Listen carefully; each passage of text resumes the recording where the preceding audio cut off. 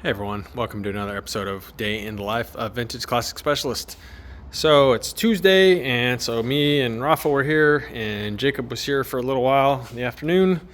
So let's talk about what happened here. So Rafa pretty much spent all day again on the blue buggy here, and for the most part, what he did was he finished installing the gas tank and the hood, or basically like installed them for real. So before we had test fit them both and had them both on and off 100 times, and it's all bolted up now for good. We got the beading in here and stuff, looking all good, and got the headlights back tightened up. We had them kind of flopped off to the side to get the hood off and on, but yeah, it's on there for real now. So kind of a huge ordeal on these buggies. So if you remember, if you're a regular around here, we actually propped the back of the gas tank up, so that's actually a wooden block on each side there, because the filler for the gas tank, with the gas tank sitting flush, it was too short. It would not have really poked up through the hood in order to be able to fill it. So you can see how much it's sticking up now is pretty much exactly the height of those blocks. So we had to, jack it up that much to get the filler to actually stick up. And then, so this here that you see is a piece of foam, and then there's a sort of triangular piece of the same material on either side, because again, the front of the tank is actually sitting down against the body, so the back is jacked up, and so that creates like a triangular opening on either side. So Rafa made a piece of foam for each side and then one for the back here, and pretty much like basically sealed the foam with undercoating, so it's not really porous as far as like air or moisture or anything coming through it. So pretty cool. So yeah, the tank went in for good. The sender, you can barely see it right there. It's in, and the wires for it are just dangling out there, waiting to be hooked up to the fuel gauge. And yeah, so kind of a big milestone here. And then after he got the fuel tank all bolted down, then the next was putting the actual hood on, and so it's also all bolted on.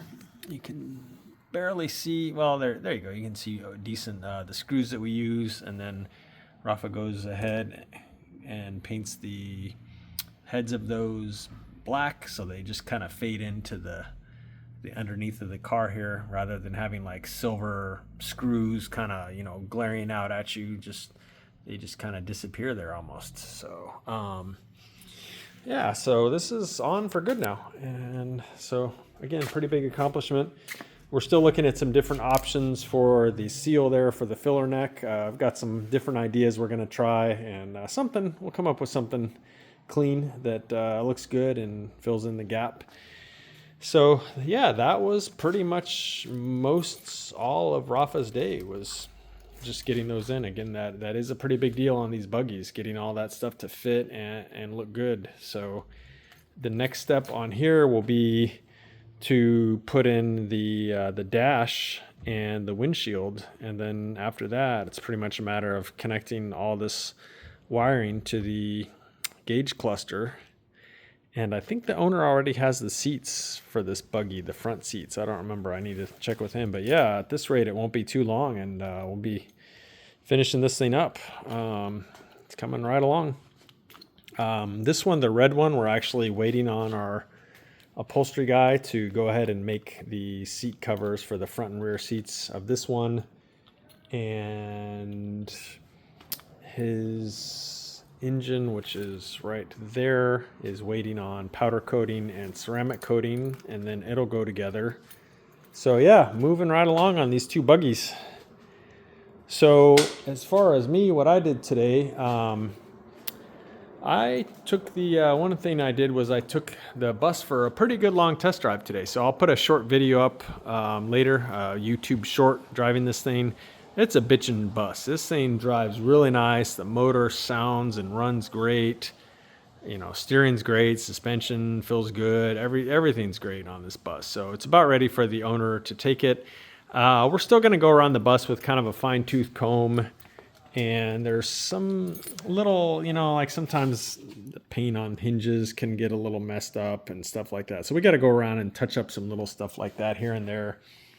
There's a little bit of sound coming from the front somewhere, front suspension or steering. So we'll pop off the cover tomorrow and investigate that. It's probably nothing major, but we need to figure out what it is. And then, yeah, so I think the owner is going to take this thing by the end of the week. So very cool. In the morning, what I did was I continued working on the 63 ragtop here, which, by the way, I had Jacob go ahead and clean it up because, yeah, it was looking pretty gross. So he went ahead and cleaned it up, just give it a quick wash, and came out pretty good. It's still, you know, it needs a real thorough deep cleaning, but at least looks a lot better than it did. It was kind of sitting back here collecting dust for a while. But anyway, on his motor, pretty much got it finished up. So the major thing today was adding the fresh air hoses that you see there. So those are all connected. Those are all done. And then the preheat hose, which you see is the long skinny one there. So that is connected on the bottom to the little metal tube that kind of picks up air off the cylinder head there.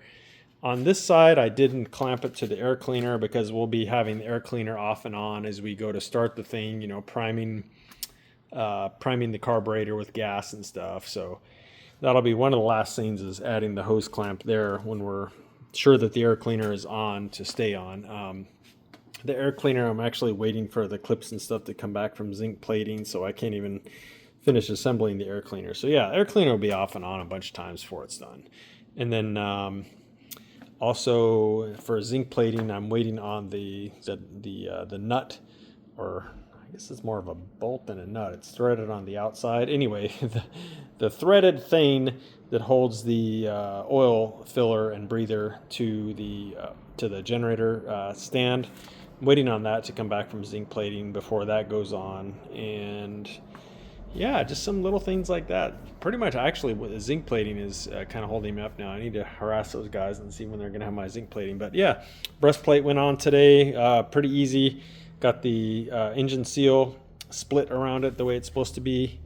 That bolt right there, also zinc plating, waiting on that. But yeah, put on the hard vacuum line there to the distributor vacuum advance pot, and I routed the wire that you see right there, the red one. Put a little grommet in the breastplate, which you can see right there, and then that goes down to the oil temperature sender. So yeah, lots of little details finished up on this motor today. Really happy with how it's looking. 40 horse motors are very pretty motors. Still cool looking. Not quite as cool as a 36 horse in my opinion, or a 25 horse for that matter, but they're still pretty bitchin' motors. So yeah, this one's almost done. Probably still on target to fire this thing up, I think, next week, which is what I was saying the other day. So yeah, that was most of my morning working on that. And then again, took this one for a good test drive, and then spent a little bit more time on the motor, which is out again for the double cab over there. So I got from Gilmore Enterprises, sent me a few bits and pieces here. So they sent me the fan belt, so I got to put that on and kind of get that all mocked up and kind of, you know, adjust the tension bar there to see how that was all going to fit. And yeah, everything is clearing great. Everything looks amazing.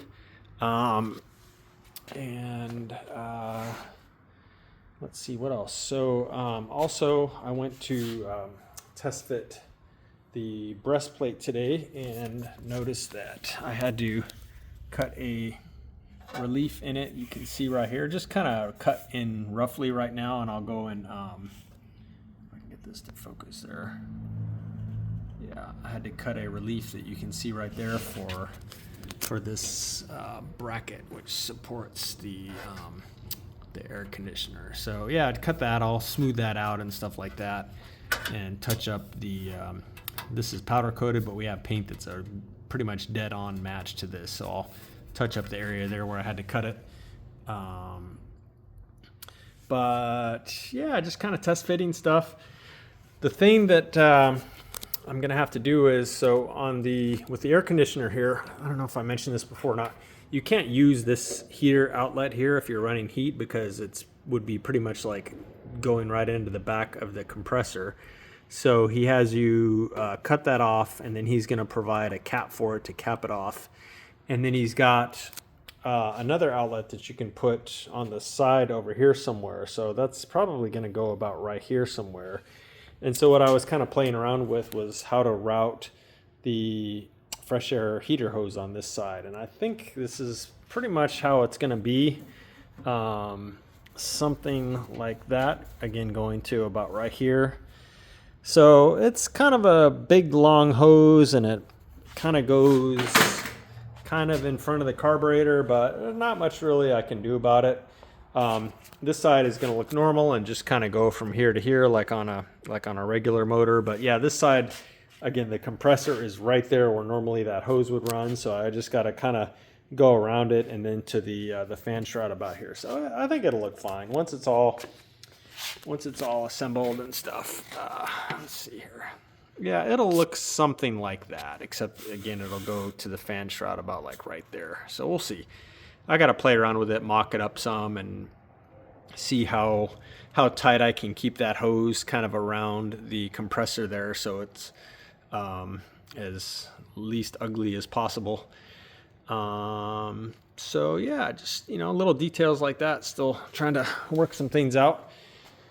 And we went to bleed the brakes on this car today, and so on these, there's a remote reservoir inside the cab that you actually fill the reservoir through, and it kept leaking at this seal right here, and kept taking it apart, putting it back together. There's a little clamp that goes on there. There's a tube that connects this remote reservoir to the actual reservoir, and it kept leaking right here. And so finally, I had it on and off a couple times, and then finally I pulled it off again and looked really, really, really close, and I saw that the reservoir actually has a small crack in it right around the top of the piece that the seal is on. So yeah, I kind of spent a long time chasing my tail for what ended up being a crack in this remote reservoir here. So gonna get a new one of these tomorrow. And then, yeah, so hopefully tomorrow we will actually be bleeding the brakes on this double cab. And so we shall see if all goes well. That will happen tomorrow. So I think that is it for today's episode, guys. Thank you for watching, and we will see you again tomorrow.